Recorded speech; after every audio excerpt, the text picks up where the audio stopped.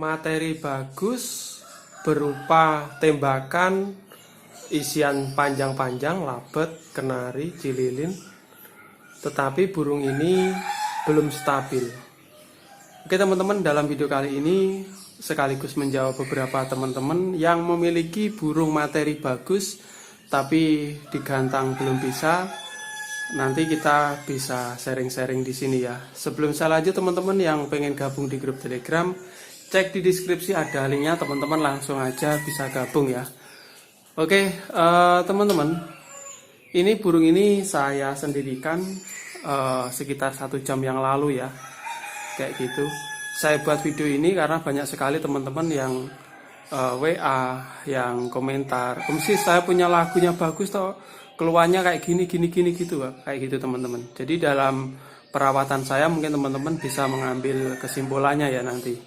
Oke, ini teman-teman, burung ini jenisnya nias. Boleh teman-teman bisa ngerawat Medan atau nias sembarang lah. Tetapi dalam video kali ini saya fokus pada setting perawatan dari burung yang dia ngetem, walaupun isiannya bagus kayak gitu, terus tidak begitu jalan, bagaimana supaya kerjanya maksimal. Oke teman-teman, saya turunkan dulu ya burungnya. Oke, kita turunkan dulu.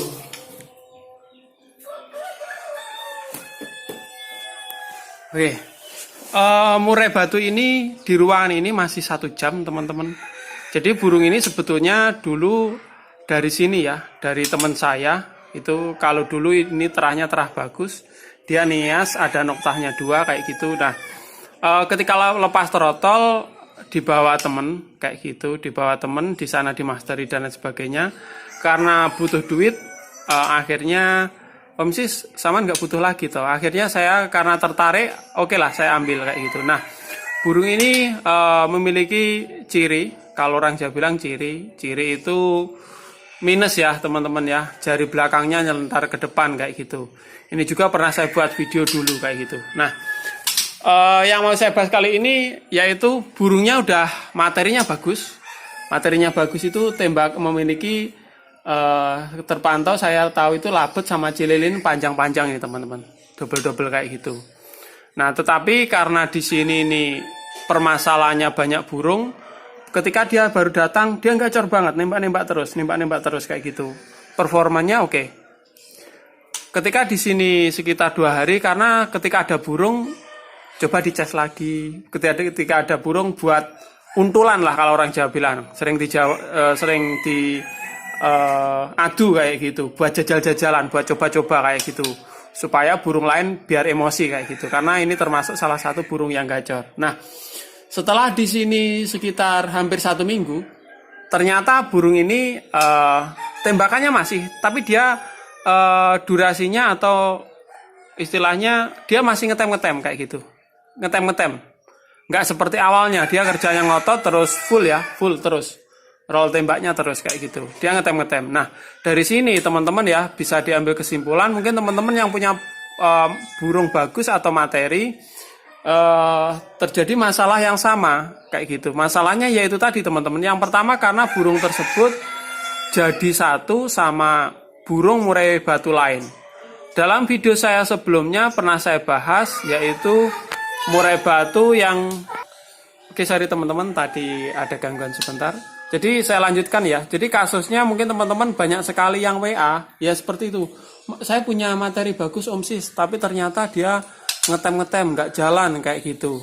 Nah, kasusnya sama ya. Setelah saya tanya, ternyata di rumah juga ada murai batu lain kayak gitu. Nah, rata-rata seperti itu. Makanya dari itu yang pertama yaitu tadi kuncinya harus tetap disendirikan. Nah, settingannya apa nanti saya bahas lagi ya. Yang pertama disendirikan. Terus adapun teman-teman saya tanya apa di rumah ada murai batu lain, tidak. Kayak gitu. Harian bagaimana? Ternyata diablak. Nah, burung yang hariannya diablak juga kalau ketika langsung digantang biasanya kurang maksimal kayak gitu. Dimana ketika saya teliti ya, rata-rata di atas 80%, hampir semuanya burung itu sebelum dilombakan biasanya hariannya itu dikeropong teman-teman, rata-rata kayak gitu. ataupun dalam ruangan sendiri. Jadi walaupun dalam ruangan sendiri, kalau diablak biasanya dia udah bocor duluan. Dimana ya itu tadi teman-teman, ketika dia udah gacor duluan, ketika dia kerja, mungkin di awal dia jalan, terus tengah permainan dia udah diem, cuma degek-degek atau cuma membusungkan dada, cuma ngeplay-ngeplay aja kayak gitu. Itu tadi permasalahannya ya itu tadi teman-teman. Jadi yang pertama itu pola perawatan sebelum kita memasukkan settingan. Kita lihat-lihat dulu. Jadi sama halnya seperti ini. Jadi kalau awalnya dia di sana cuma 1 ekor ini, dibawa ke sini ini, ketika baru datang itu ada 1 jam itu dia kelihatan nggak ngetem kayak gitu. Jadi ketika dia mungkin kalau langsung digantang mungkin langsung bisa kayak gitu, dapat nominasi seperti itu. Tapi karena di sini beberapa hari di sini banyak burung, kerjanya itu menurun, performanya itu menurun kayak gitu teman-teman. Jadi dari sini mungkin teman-teman ada yang memiliki kasus sama, yaitu tadi teman-teman di rumah ternyata banyak burung, kalau mau setting ya cukup disendirikan, wajib itu teman-teman. Dengan kerobong tebal apa tipis kayak gitu. Nah, ini menurut saya tergantung burungnya. Kalau burungnya itu emosian, birahinya tinggi, itu agak ditebali nggak apa-apa. Karena apa? Kerodong yang tipis ketika burung istilahnya dia gampang emosian, biasanya gampang sekali dia bocor, nembak-nembak dan lain sebagainya kayak gitu. Kecuali disendirikan ya dalam satu ruangan kayak gitu. Terus selanjutnya itu tadi teman-teman, kalau misalkan burungnya birahinya masih naik turun, itu kerodongnya tipis. Loh, apa pengaruh tebal sama tipis? Mungkin teman-teman ada yang tanya seperti itu. Ada teman-teman ya. Jadi ya itu tadi teman-teman. Ketika burungnya dia gampang bocor, gampang emosian, kadang-kadang ketika saya bawa ke gantangan dulu, itu saya membawa 2 kerobong paling enggak. Jadi untuk pelapis kayak gitu. Ya enggak saya aja ya, teman-teman mungkin ada yang lakukan seperti itu. Tapi ketika burungnya untuk di jalan ya seperti itu ya teman-teman ya. Tapi tergantung kelihatan burungnya itu tadi. Jadi kalau misalkan burungnya gampang stres kayak gitu ya, bisa kalau di jalan itu bawanya kita double kerobong. Ketika sampai kerobongnya kita kasih kerobong 1 aja kayak gitu. Itu kerobong juga berpengaruh. Oke, kembali lagi teman-teman. Itu tadi kenapa rawatan harian ya sangat berpengaruh sekali di kerobong sama ndak, terus ada 1 ekor burung atau banyak burung.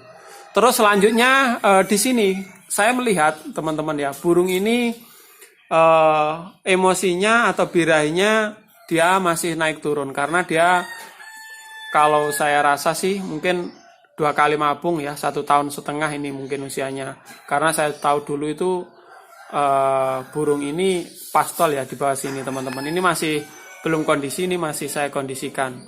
Nah, untuk membirahikannya seperti ini. Kalau misalkan burungnya udah birahi, teman-teman ya, udah nggak cor-cor, tapi dia ngetem-ngetem, itu cukup disendirikan. Minimal 1 minggu disendirikan, kerobong tipis saja, taruh tempat tenang. Jauhkan dari suara murai batu lain, kayak gitu. Nah, setelah itu 1 minggu ya bisa dicoba. Minimal 1 minggu. Oke. 2 minggu mungkin lebih bagus ya, teman-teman. Biasanya seperti itu. Karena banyak sekali burung yang bagus, itu banyak sekali yang rusak dikarenakan yaitu kita kurang sabar ya. Jadi dia kita sendirikan sehari udah gacor, kita coba padahal dia staminanya itu belum pulih benar kayak gitu teman-teman. Terus untuk pola makan biasanya ya biasa ya, pagi sama sore kita kasih aja seperti itu. Terus tergantung sih settingannya, kalau di sini bisa kita gunakan ulet kandang, kadang-kadang full ulet kandang, 1 minggu full ulet kandang kayak gitu. Kalau untuk settingan itu biasanya sama ya kita nyarinya ya, kita naik turunkan kayak gitu. Jadi maksudnya kita naik turunkan itu, misalkan di sini saya menggunakan ulet kandang, kita full ulet kandang.